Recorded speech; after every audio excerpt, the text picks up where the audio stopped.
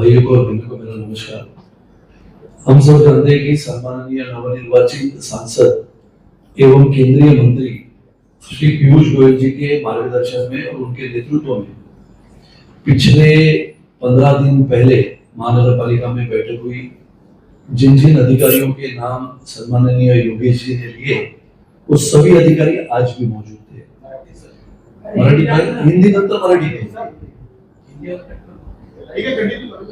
और इसके लिए 4 जून को पूरे देश भर के नतीजे आए। अगर हम देखें तो आज 4 सितंबर है और 4 सितंबर को 3 महीने पूरे हुए। इन्हें 120 दिन के कार्यकाल में कई ऐसे प्रोजेक्ट थे, पिछले कई वर्षों से लगातार उसमें मेहनत होती थी, लेकिन उसको गति देने का काम सम्माननीय केंद्रीय मंत्री इस नाते और अपने इस विभाग के सांसद श्री पीयूष गोयल जी ने उसको न्याय देने के बारे में चर्चा की। और सचमुच में अगर हमें आश्चर्य होगा कि बहुत सारे योजनाएं ऐसी थी जिसके ऊपर निर्णय प्रलंबित थे। अब बोरीवली विधानसभा में तो प्रश्न बहुत थे, समस्याएं बहुत थी। समस्याएं बढ़ती है क्योंकि लोक संख्या बढ़ती है, प्रश्न आते हैं क्योंकि विकास की नीति से प्रश्न बनते हैं, प्रश्न चूकते भी है।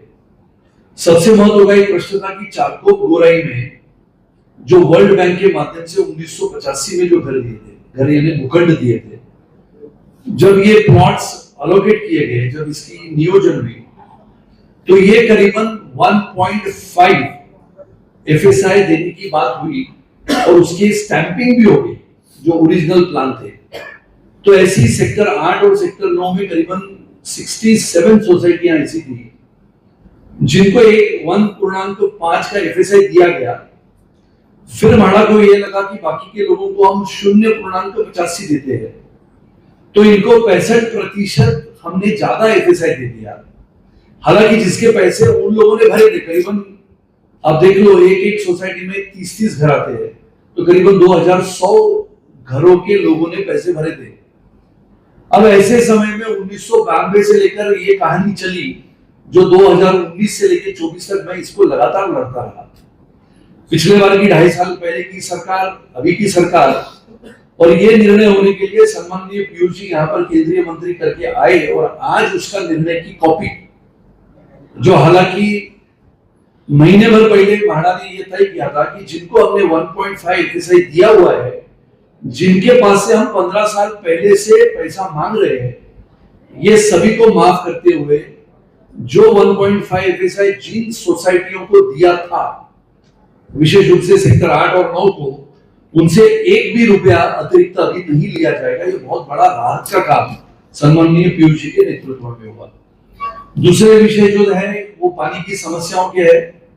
चारकोप गोराई में लगातार पानी पीने की पानी की समस्या होती है क्योंकि पाइपलाइन जो है वो पुरानी जर्जर हो चुकी है, पुरानी हो चुकी है। लगातार उसमें कंप्लेंट्स आती है कि पाइपलाइन फूट गई है, उसके नीचे से ड्रेनेज की लाइन चलती है और पानी मिक्स होता है और घरों तक वो पानी दूषित पानी करके पहुंचता है।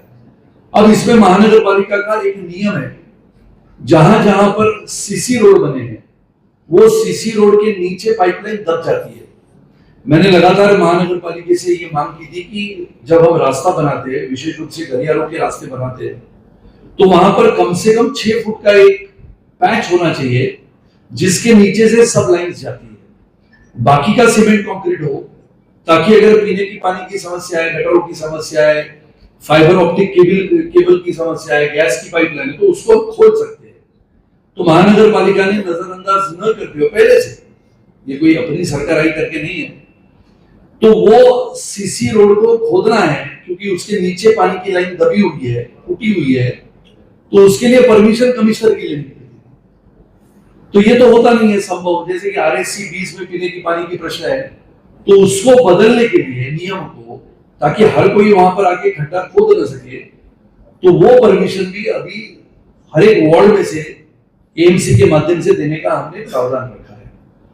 बोरीवली में विशेष रूप से बहुत सारे मैदान है बड़े बड़े, और मैदानों की चर्चाएं तो गलियारों में होती है, और ये गलियारों में होने वाली मैदानों की चर्चा अभी दिल्ली तक पहुंची है क्योंकि केंद्रीय मंत्री उसमें ध्यान दे रहे हैं।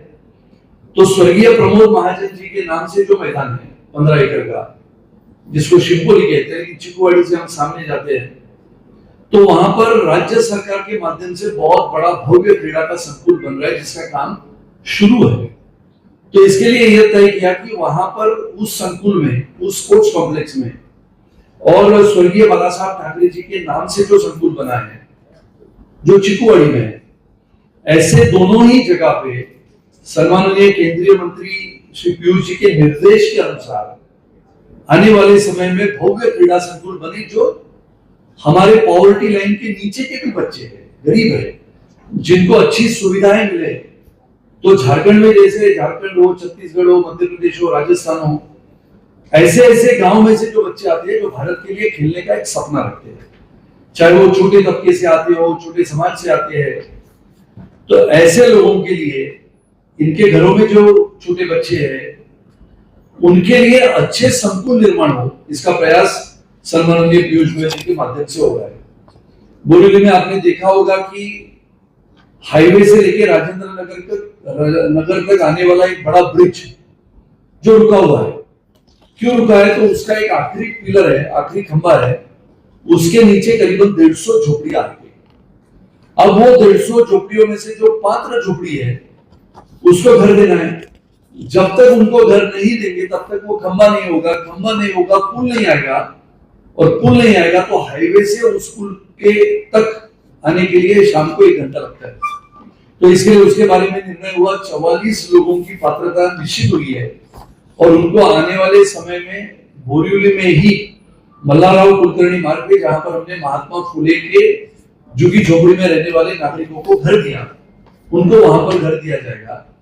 जैसे महात्मा फुले नगर आपने देखा होगा जो एटी रोड पे है, उनको हमने वहां पर घर दिए जो पात्र थे, ऐसा बोरीवली के ट्रैफिक के बारे में निर्णय हुआ।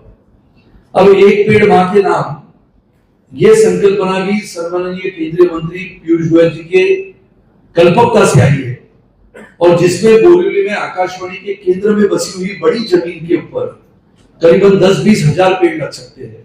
तो उसके लिए भी पूरी यंत्रणा उसमें काम कर रही है और ये काम भी पूरा होगा। बोरीवली में सबसे बेहतर ऐसा एक स्किल सेंटर बने जो छोटे छोटे स्कूलों में से आने वाले विद्यार्थी और विद्यार्थिनियों को आने वाले भविष्य की चिंता दूर करते हुए भविष्य की एक नई दिशा की तरफ लेके जाए। इसके लिए प्रयास करके बोरीवली के शिवपुरी में 17 पार्क की जगह पर जो बिल्डिंग खड़ी है उसमें एक भव्य ऐसा स्किल सेंटर बनाने का काम सम्माननीय केंद्रीय मंत्री जी के माध्यम से होगा। और मुझे लगता है कि बोरीवली नहीं बल्कि उत्तर मुंबई के सभी छात्राओं को स्किल सेंटर के माध्यम से आदरणीय प्रधानमंत्री श्री नरेंद्र मोदी जी की कल्पकता की जो सोच है उसका लाभ लेने का माध्यम वहां पर खड़ा होगा। धन्यवाद।